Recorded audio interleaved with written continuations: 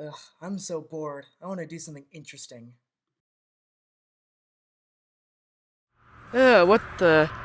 Oh, uh, this wasn't my idea of fun.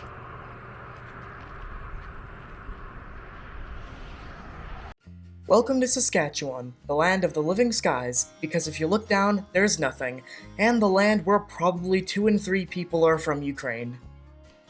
And also the land where stock footage companies know nothing about. Look at this. They got the flag wrong here, but on this next part, they got the name wrong, but the flag right. Just pick a side. Both of them are wrong, but pick one. So let's do a little recap of my trip to get there. I started in Kelowna, then stayed the night in Revelstoke. Then, the next day, we continued on to Calgary. But since we had an extra day in Saskatchewan with nothing really to do, we just decided to stay in Calgary. However, this meant I couldn't see as much of the city as I would have liked to. But I was able to eat one of these, which is actually a popular treat in Hong Kong. I never knew that Calgary had one of the best Chinatowns in all of Canada. Then the next day, we did the longest drive of our entire journey. It was from Calgary to Saskatoon, and it was 6 hours. But the Alberta and Saskatchewan landscape, as you can see, wasn't that interesting, so I'll just leave it to a montage.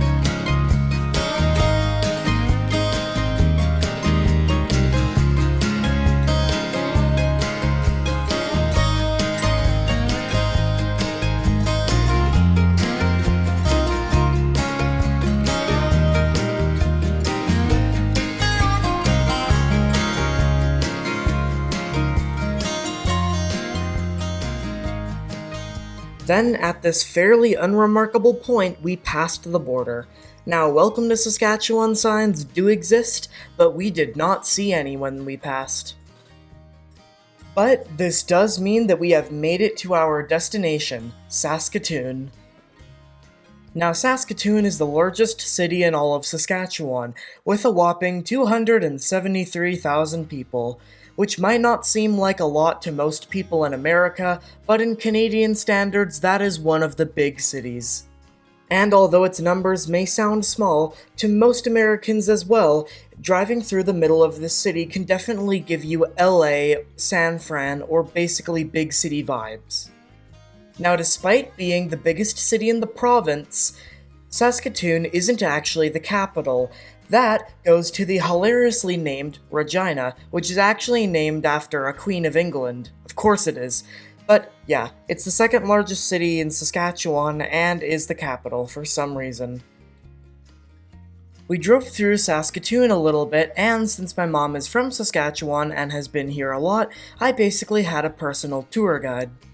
We stopped right at downtown and got out of the car, and then we saw that cool little Gothic hotel, which is called the Delta Bessborough. It's one of the most iconic buildings in all of Saskatchewan, and it's actually really cheap to stay in if you're ever going to Saskatoon. Speaking of which, Saskatchewan is also said to be the sunniest province in Canada, with especially Saskatoon getting most of the sunlight. But don't let that deceive you, because it can get very, very cold. Saskatoon is also named after a berry, the Saskatoon berry, but its resemblance to the name Saskatchewan is apparently merely a coincidence. Also, Saskatoon is apparently where John Diefenbaker, the 13th Prime Minister of Canada, grew up, so therefore everything is named after him, including the airport. Although he did also cancel the Avro Aero program, which for those who don't know, it was basically a jet fighter that was designed by Canada, and if it was put into mass production, would have surpassed anything the Americans had. But John Diefenbaker cancelled the project because of, say it with me, Canadian military budget cuts. This jet got done so dirty by Canada. Anyways, Saskatoon has also been called the Paris of the Prairies because of the 3 beautiful bridges that run across the South Saskatchewan River. Also, there's a ship in Saskatoon called the Prairie Lily. I'd recommend going on it if you go to Saskatoon. However, I was not able to go on it because we had to go to a celebration of life and we were pressed for time. But if I ever go back again, I will definitely make a part 2. And it's definitely on my bucket list because you all know how much I love exploring paddle steamers. I wish I could say more about Saskatoon, but right now I can't come up with anything. And so, by the end of the day, we were off again through the wheat fields to the charming town of Loon Lake, where I spent about a week there hanging out with family, doing tubing, swimming, and, in general, just having fun. But, I hate to disappoint you, the water area and the lake I wasn't able to get any footage of on my camera, but I do have some footage of the town, also photos online of the lake, so here it is. Also, quick side note, I love how in the maps of all the counties in Saskatchewan, they've just got all these small ones near the bottom, then at the top is just one giant county because literally no one lives there.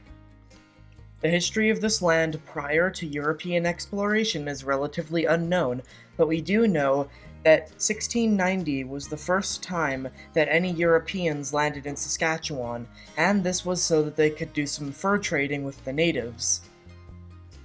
It was eventually found the lands were very good for fur trading, so eventually the Hudson's Bay Company laid claim to what was called Rupert's Land. This also basically meant that a private company controlled half of Canada. However, in 1870, the Northwest Territory was created. It still exists today, however, the Northwest Territories is a far cry from its previous self. It basically lost all of its lands, continuously getting carved out all the way until 1990 with the creation of Nunavut. With the movement to create more settlements in Western Canada, the population of Saskatchewan would slowly but steadily grow, using riverboats primarily to get there, due to the fact that there were lots of big rivers that were very navigable. However, it wasn't all good. Led by a man named Louis Riel, the Métis people, which were mixed between French Canadians and Indigenous peoples, rose up in the Red River Rebellion and the Northwest Rebellion. Eventually, this would fail, however, it was a big blunder to Canada's plans to expand west, as Louis Riel made it very difficult for the public to hate him. Saskatchewan was advertised as a place where people could start a new life, get a lot of land, start a farm, and live a happy, peaceful life. However, this was also what every single province at the time was being marketed as. However, this would actually work. The prairies were getting more and more populated as people moved to places like Manitoba, Saskatchewan, and Alberta, although only Manitoba was actually a province at this time. Eventually, it was recognized as a need to start a new province in the prairies to deal with the high population and the fact that a centralized provincial government was needed. In 1905, Saskatchewan would finally become a province, with its leaders proclaiming that Saskatchewan's destiny was for it to become the strongest province in Canada. Regina was set as the province's new capital, as it was the largest city at the time. Incredibly, from 1905 to 1911, Saskatchewan's population quadrupled from 91,000 to over 500,000. This was because of heavy immigration from farmers in Ukraine fleeing starvation and political instability in Ukraine. Thanks to Saskatchewan's first premier, Walter Scott, the province actually has a lot of provincial-run companies. This is because he preferred it to outright private enterprises. Sounds kind of socialist? Don't mind it.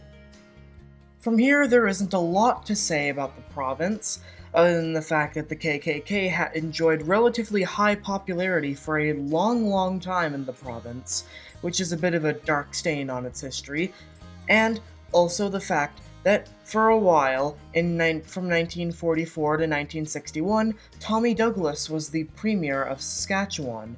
He is most famed for creating the Canadian healthcare system, and also because of him is another reason that there are so many Saskatchewan-run companies like Sask Energy and SaskTel. One thing to note is how Saskatchewan changed so politically, from electing far-left governments like the NDP and Liberal Party, to electing far-right governments like the Saskatchewan Party, which is basically just the Conservative Party with a different name. Check out in the legislature how much seats the Saskatchewan Party gets versus the NDP. The only news is that in 1992, the federal government of Canada and the provincial government of Saskatchewan signed a land agreement which set up First Nations communities in Saskatchewan, but other than that, the province has been pretty stable since then. And with that out of the way, let's get into the province's history. Saskatchewan is a province of Canada located in the prairies, with Alberta to its west, the Northwest Territories to its north, Manitoba to its east, and to the south is the US border and the US state of North Dakota. The capital and second largest city of the province is Regina, however Saskatoon is the largest city. The population of Saskatchewan is 1.1 million people, and although there are the two biggest cities which account for a large amount of the population, the majority of Saskatchewanners actually live over in the countryside. While most of Saskatchewan might be flat, it has been said around that the reason Saskatchewan does actually have a lot to see is because there's nothing to obstruct the view. Near the Northwest Territories border and near Lake Athabasca sits the Athabasca Sand Dunes, one of the largest sand dunes in Canada. Also sitting near the Northwest Territories border is the town of Uranium City, which is only there and only named that way because of the uranium mines nearby. However, the mines have since depleted, but the town is seeing a slight recoup. These both sit on the previously mentioned Lake Athabasca, which is the largest lake in the province. The province also has the Saskatchewan River, which, in the Cree language, means swift-flowing river. This is also the river where the province gets its name from.